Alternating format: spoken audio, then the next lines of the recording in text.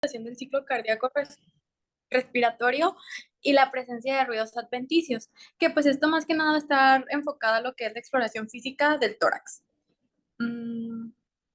Jael, ¿le das por favor a la siguiente?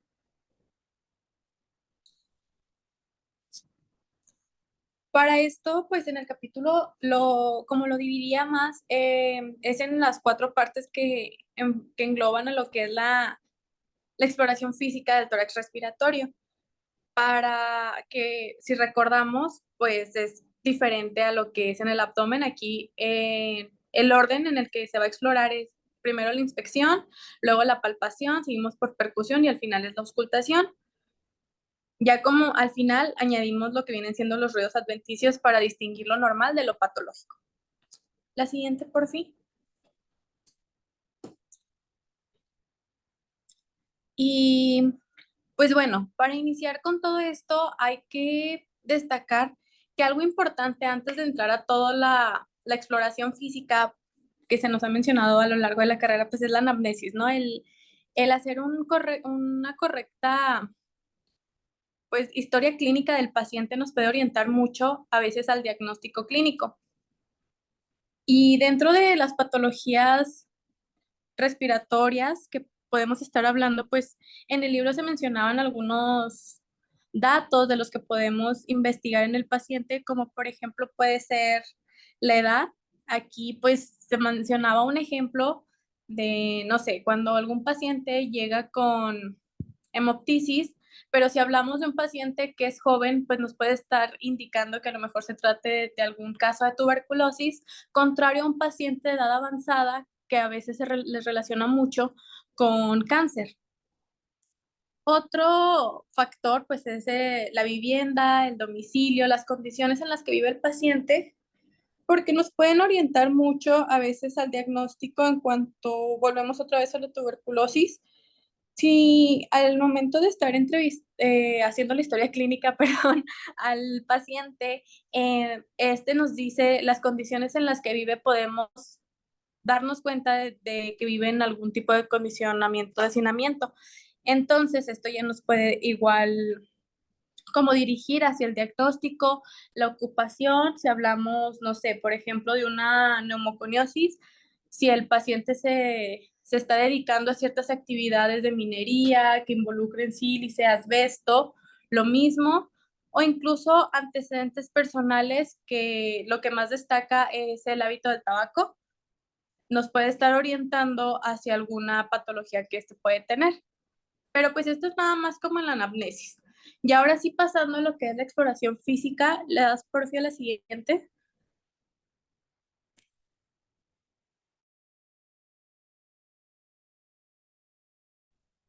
Así, pasando a lo que es la inspección, pues es prácticamente lo que nosotros vamos a poder detectar por la simple vista, por lo que vemos, observamos en el paciente.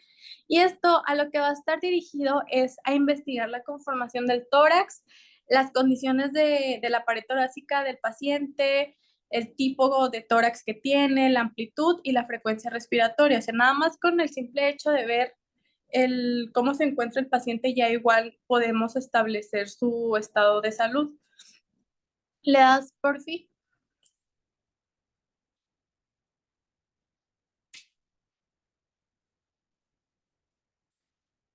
Ahora, ya en el Argente, pues se mencionaban algunos tipos de alteraciones generales que nos podemos dar cuenta de estas por el simple hecho de observar al paciente. Uno es el estado nutricional, ¿no? Por lo general, cuando vemos a un paciente que está con un cierto grado de desnutrición y a esto lo asociamos a algunos síntomas respiratorios, como por ejemplo la hemoptisis, pues nos podría estar indicando que estamos hablando de algún tipo de cáncer. Otro es la cianosis. Si vemos los tejidos pálidos, ya pues Félix en la última clase nos había mencionado todo lo de cianosis, ¿verdad? Que igual nos puede estar hablando y es una sospecha clínica de hipoxia. Otro caso, ay, espérenme tantito.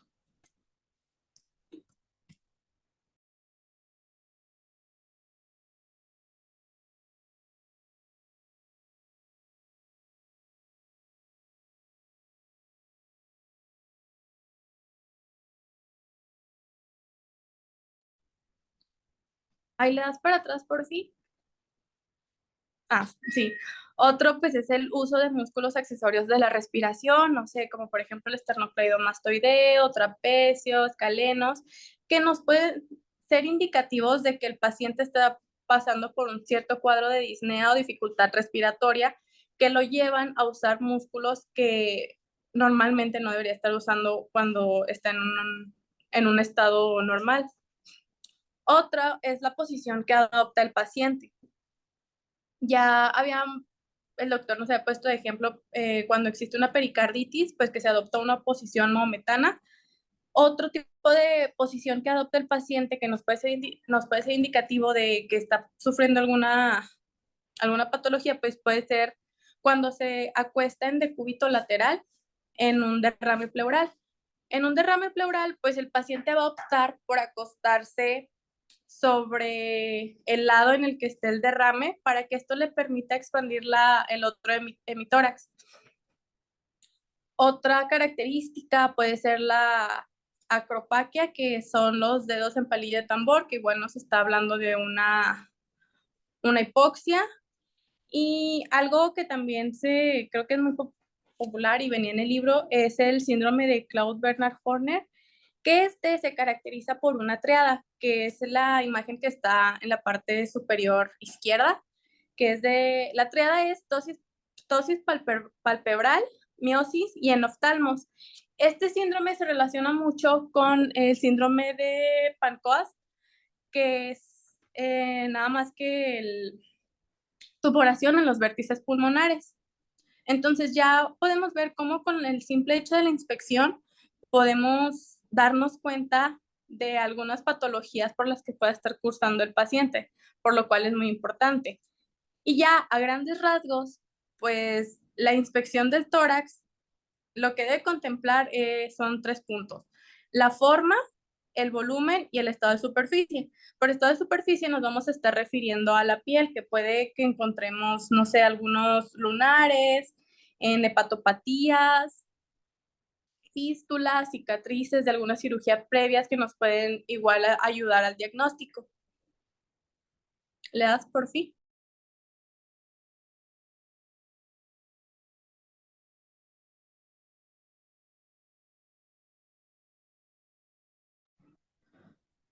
Ahora, pasando a lo que es ya una evaluación en cuanto a la forma, los movimientos del tórax, pues vamos a tener que lo podemos dividir en dos tipos, ¿no? Lo que es el tórax estático, como su nombre lo dice, pues no requiere que valoremos si existe una amplitud en los movimientos respiratorios o algo, simplemente vamos a detectar la presencia de deformaciones de origen congénito o adquirido, que estas se pueden dividir en dos, ya sean bilaterales, como es en el caso de la enfermedad pulmonar obstructiva crónica, donde si recordamos, el tipo de tórax característico aquí es el tórax en tonel, donde está ensanchado en su diámetro anteroposterior, que viene en la imagen de abajo. Entonces, ya cuando vemos algún paciente que llega con este tipo de tórax, puede ser muy indicativo de esta patología. Otro puede ser el tórax paralítico, el tórax escoliótico, puede ser igual congénito o quizá por alguna posición que el paciente ha adquirido durante toda su vida, o incluso cosas tan simples como un pectum excavatum. Y ya pasando a deformaciones unilaterales, pues esto puede ser debido a algún derrame pleural, neumotórax de tensión o atelectasia. O sea, eran como que los ejemplos más clásicos que se mencionaban en el libro, pero pues como que cabe la pena mencionarlos porque va a ser como lo más común. Aquí ya en las imágenes pues puse algo representativo, lo que puede ser una telectasia a la izquierda y un neumotórax a tensión hacia la derecha, y en el centro pues nada más los tipos de tórax que nos podemos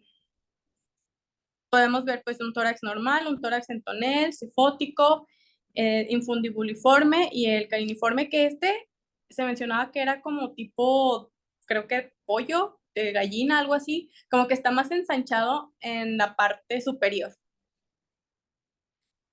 ¿Le das por fin?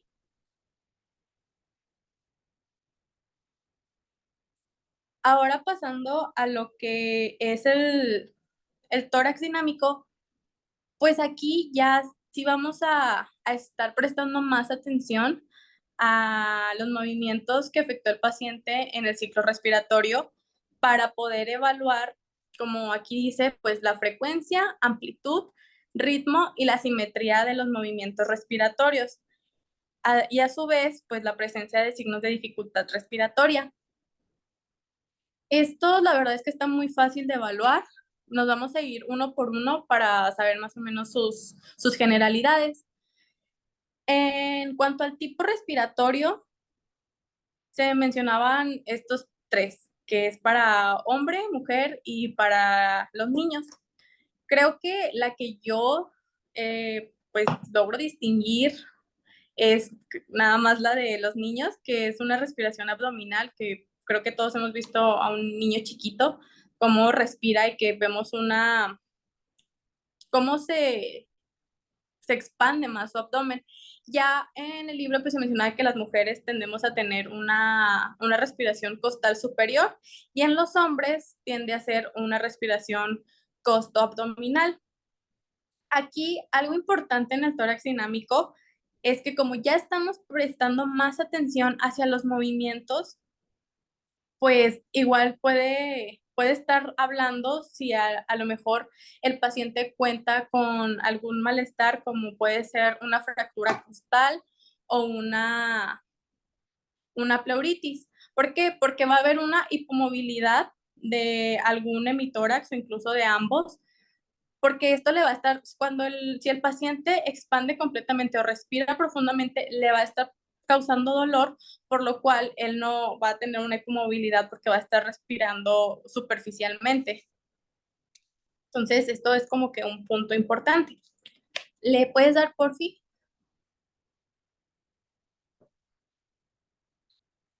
Ahora pasando a lo que es la frecuencia respiratoria, yo creo que pues, esto ya lo hemos visto desde siempre.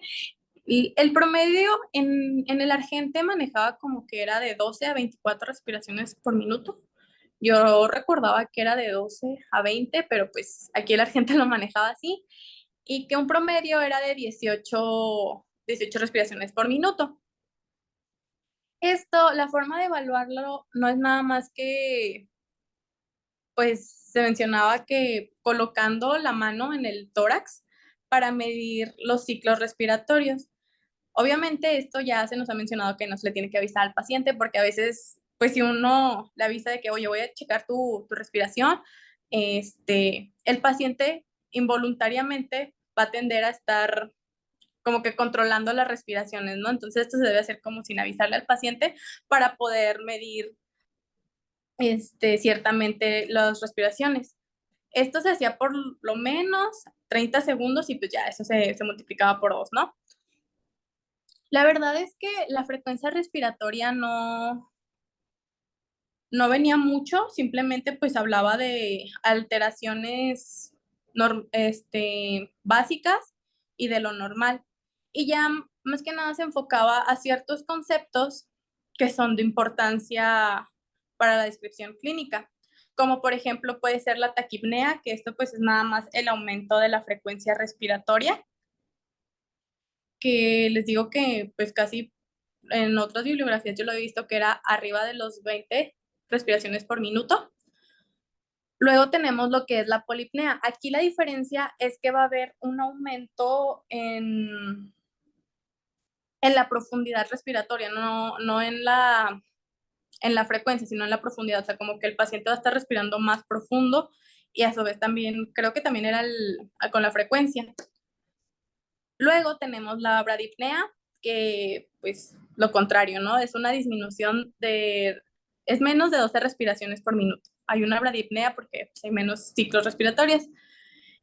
Y ahora, yéndonos a lo que es la amplitud de la frecuencia respiratoria, pues aquí se mencionaban nada más dos términos, lo que es la batipnea, cuando existe un aumento, o sea que va a haber como que respiraciones más profundas, y lo que es la hipopnea, o sea que el paciente va a estar contando con unas respiraciones más superficiales. Un ejemplo de esto, pues ya lo había mencionado ahorita.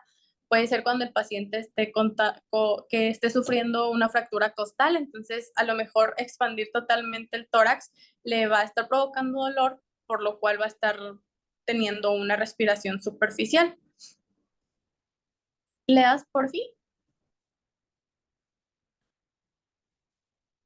Y ahora pasamos a el ritmo respiratorio, que pues esto es nada más como la regularidad que existe en los ciclos en cuanto a la relación cronológica que hay en la inspiración, expiración y apnea, que se mencionaba que lo normal es 3, 2, 1 respectivamente.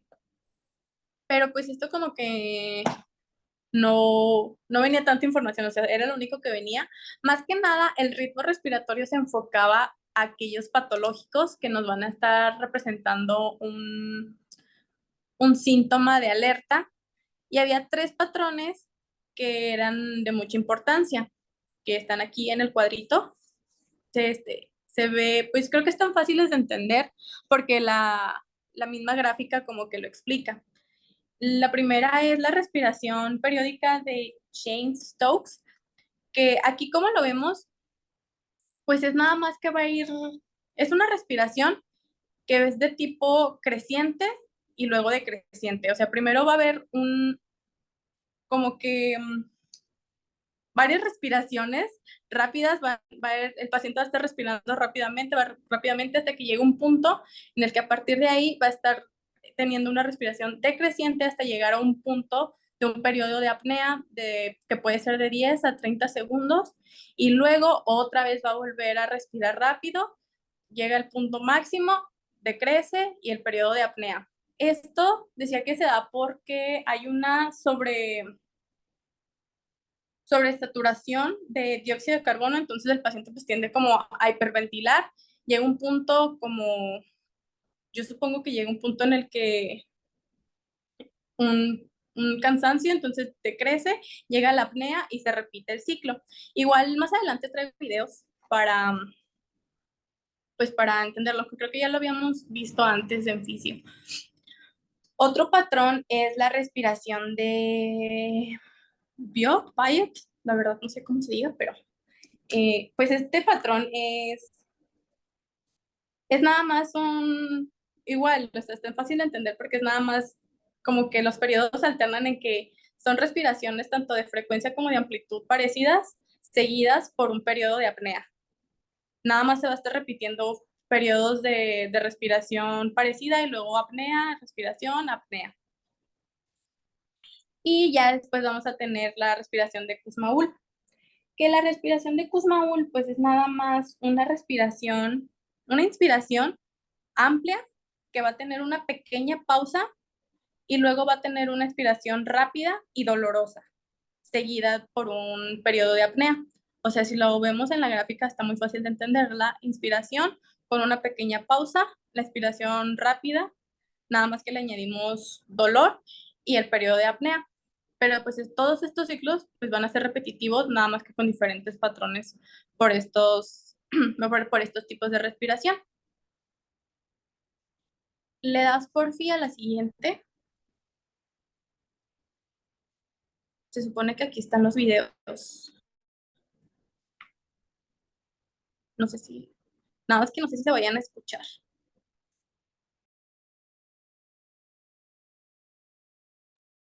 ¿Sí se escucha o no? Sino para hacer que... Ya. Ya, ¿verdad? Sí se escucha. Ok.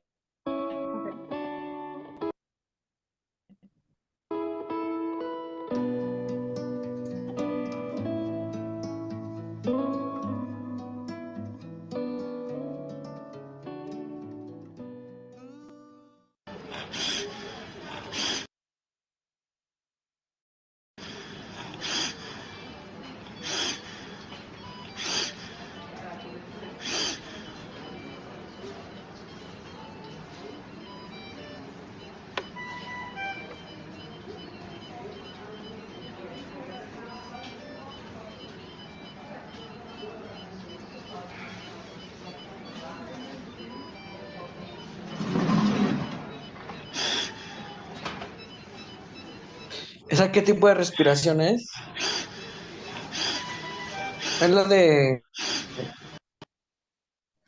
de Chain Stokes. esto, ¿verdad?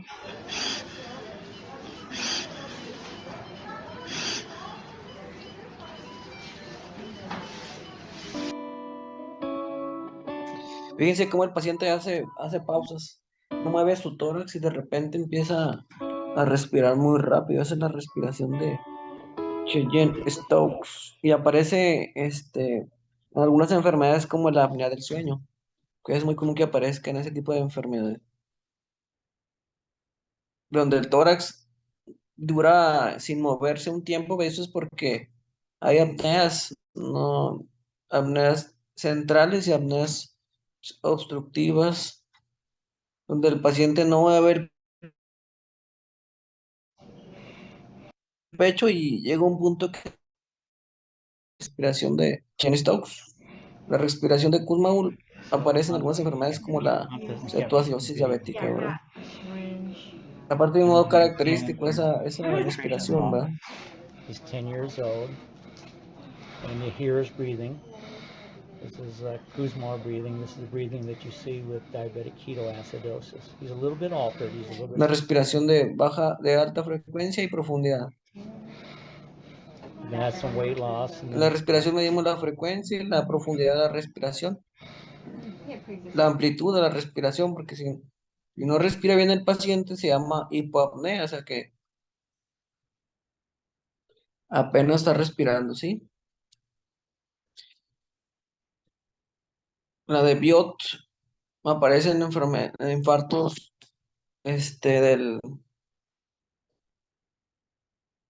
del bulbo raquídeo, de la protuberancia, ¿de acuerdo?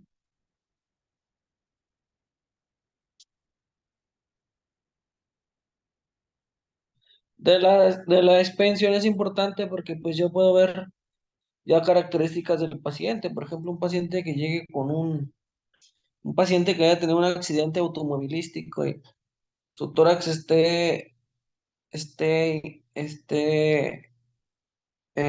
haya tenido algo que se llama eh, tórax ¿cómo se llama? Se me olvidó. Tórax inestable, donde se fracturan de dos a tres arcos costales seguidos del mismo lado. Eso se llama tórax inestable. Ahí va a aparecer un movimiento paradójico donde el tórax empieza a disociar del abdomen y es una respiración muy rara en ese tipo de pacientes. En la expresión ustedes pueden ver pacientes que tengan tórax en tonel, que aparecen los pacientes con EPOC, tórax en quilla, por ejemplo, así en ciertas patologías, en algunos pacientes que tienen ciertas características en el tórax.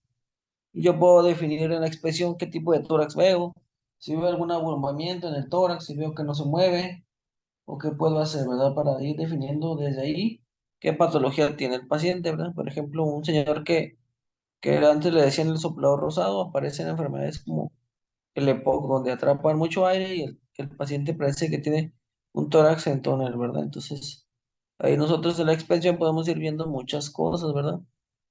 En estos videos, pues están viendo los tipos de respiraciones dependiendo del patrón respiratorio, ¿verdad?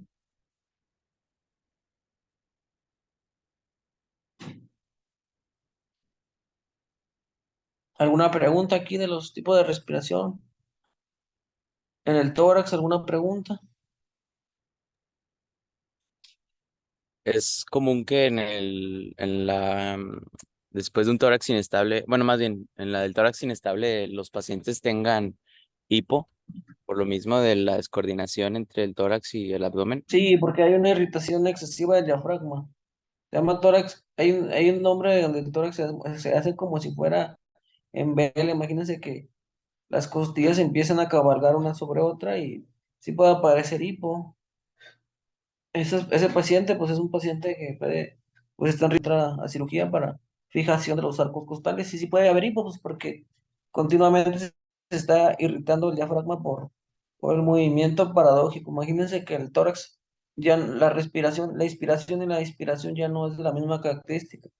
se disocian y pues el paciente empieza un tórax, se llama tórax en vela, se ve muy chistoso, la verdad. Pero pues sí, pues es algo grave, ¿verdad? Aparte, pues el dolor les condiciona ese tipo de respiración también. Por eso el manejo del tórax inestable es fijación y analgesia, ¿verdad?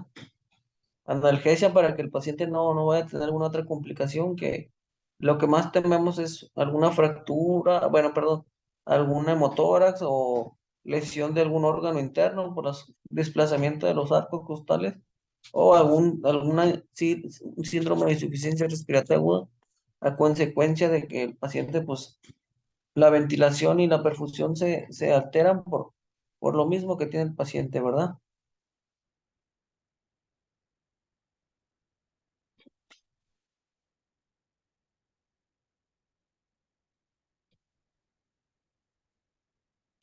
Síguele.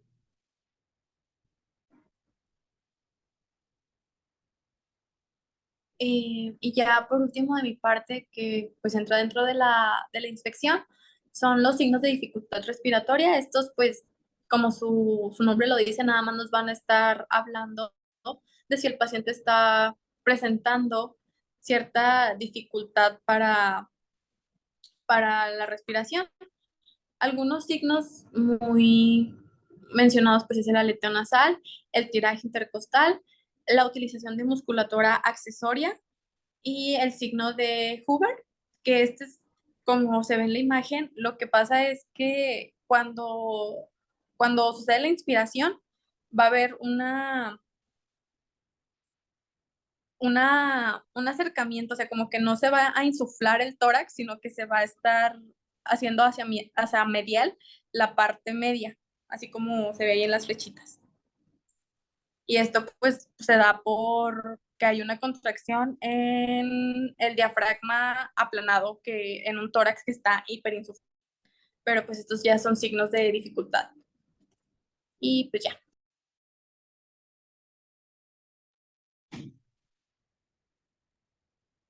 Muy ¿Le bien. das por fin? Sí, ok. Bueno, entonces, como ya vimos el segundo, bueno, como vimos el orden al principio de la exploración física, pues empezaba por inspección y pues ahora nos toca ver lo de la palpación. ¿Le das, por favor? La, ok. La palpación del tórax pues nos va a servir como ayuda para corroborar algunos hallazgos que hayamos encontrado en la inspección, ¿ok? Entonces, a grosso modo, pues en este paso, pues incluye lo que es la palpación de partes blandas, así como pues de la caja torácica propia, ¿ok? Qué tan elástica es, qué tanto se expande y de igual manera, pues pues sirve para el análisis de también las vibraciones vocales, ¿ok? Entonces, pues primeramente se debe realizar una palpación general tanto de las partes, pues como decía, de las partes blandas como de la caja torácica. Y pues esto, ¿cómo lo haremos? Pues bueno, lo vamos a hacer pasando por todas las regiones del tórax con nuestra mano plana. Esto, pues, ¿para qué? Para detectar anormalidades estructurales que tal vez a la inspección no fueron tan evidentes y así proceder a una palpación más profunda y metódica. Entonces, ok, si le das, por favor. Regularmente, pues con esta maniobra se suelen manifestar pues los siguientes fenómenos, vaya, lo que es la alteración de la sensibilidad, que en esta pues entra el caso de pacientes que pues acuden a la consulta comúnmente pues por dolor torácico, ¿ok? Aquí pues entonces gracias a la palpación y aunado a exámenes de piel, de tejido celular subcutáneo, de los músculos, de huesos, articulaciones, etcétera, pues nos pueden orillar a pensar que este dolor tiene su origen en la caja torácica. Y pues esto como claro ejemplo tenemos pues a la osteocondritis o también conocido como síndrome de Tietz, que pues no es más que una inflamación de las articulaciones costocondrales o de las articulaciones costoesternales que pues nos van a generar dolor sobre todo ante los movimientos respiratorios, la inspiración y la expiración. Y también de igual manera la palpación se puede hacer evidente alguna tumefacción en la zona y pues ese característico dolor punzante y no fluctuante de lo que es el síndrome de Tietz. Que esto es importante mencionar porque, pues, es importante, vaya, el diagnóstico diferencial con algunas afecciones cardiovasculares, como lo es, pues, la isquemia miocárdica aguda, debido, pues, a una pequeña similitud en su presentación, ¿va? Pero bueno, entonces como observamos en la imagen, pues la de arriba, pues son ese tipo de articulaciones las que causan dolor, las que se tienden a inflamar. Ok, entonces otro fenómeno, otra etiología que puede causar alteraciones de la sensibilidad son las fracturas o las fisuras costales, que ya sean debido a traumatismos o a tos seca persistente, a estornudos de gran explosividad, a metástasis costales, osteoporosis, pues justamente nos provocan un dolor intenso e incluso crepitaciones óseas. En la imagen pues observamos lo que es el signo de Ressler, que es cuando existe una coartación de la aorta, que genera estas escotaduras costales por el aumento de la presión en esos vasos que se generan eh, extras por la coartación de la aorta y pues nos generan esas escotaduras, vaya, esas pequeñas fisuritas costales que tienden a causar también dolor. ¿Le das, por favor? Ok, otra manifestación es la de las alteraciones de la sensibilidad, son las neuralgias intercostales, que estas pues se generan al momento de presionar determinados nervios intercostales, que, que se hacen un poco más superficiales cuando se presionan contra planos óseos. ¿Cómo se van a manifestar? Pues con una hiperestesia cutánea o con un dolor descrito como exquisito, que este dolor es un dolor, se describe como un dolor vivo, un dolor intensamente localizado, ¿ok? Esto es común, bueno, existen lo que son los puntos dolorosos de Balleix a nivel torácico, como observan en las imágenes, que son pues estos puntos dolorosos que es el lateral, el vertebral o apofisiario y el esternal. Em, ok, sí, bueno, eso es de las neuralgias intercostales. Otra cosa que también podemos encontrar a la palpación pueden ser los frémitos o el roce pleural, que pues esta es una vibración un tanto especial que se alcanza a percibir mediante la exploración y obviamente pues es de carácter patológico como consecuencia del roce de la pleura parietal con la visceral, las cuales pues se encuentran inflamadas y que son hallazgos puntuales de pleuritis seca o de pleuritis serofibrinosas. Y también se mencionaba en el libro que esta se hace más evidente a la palpación con la mano, o sea, se siente más con la palma de la mano que con los dedos, ¿ok? Y de igual manera se siente mejor al momento de que el paciente está inspirando y que se suele localizar frecuentemente a nivel inframamario e infraxilar. Ok, sí, no, esta misma. Sí, sí, sí. Ok, también tenemos lo que es el frémito brónquico o los roncos palpables, que pues esto, ok, se originan sobre todo en la presencia de secreciones espesas que obstruyen lo que es el árbol bronquial y pues el libro menciona que este suele modificarse con la tos. No se mencionaba mucho de este tipo de frémito. ¿Le das, por favor? También podemos encontrar adenopatías, sobre todo pues las supraclaviculares, también en cuello, en axila, y que se relacionan íntimamente con patologías del aparato respiratorio como la tuberculosis, tumores broncopulmonares como el tumor de Pancoas, como dijo ahorita mi compañera, que son en el, en el vértice del pulmón, o incluso pues también tumores mediastínicos como el timoma. Y ese, bueno, pues es el que observamos en la radiografía a nivel arriba y la imagen de la derecha, pues vemos una adenopatía a nivel cervical. Ok, de igual manera, también otra cosa que se puede evidenciar es pues el edema en esclavina o el síndrome de la vena cava superior, donde pues aquí existe una obstrucción del drenaje venoso en la mitad superior del tórax, así como del cuello, de la cabeza o incluso de las extremidades superiores, dando pues sobre todo pues este edema característico que es en forma de esclavina. La esclavina es pues, bueno, también hay de otras cosas, pero pues lo más común es como la que se pone el papa, ¿no? Esta tipo batita o capita que se pone por encima en su vestuario. Por eso da que bueno, es la imagen que vemos de la mujer abajo de la radiografía. Y por último, también se pueden evidenciar tumefacciones mamarias, ya sea que se trate pues de ginecomastia o que pues eso es una alteración hormonal del pues, que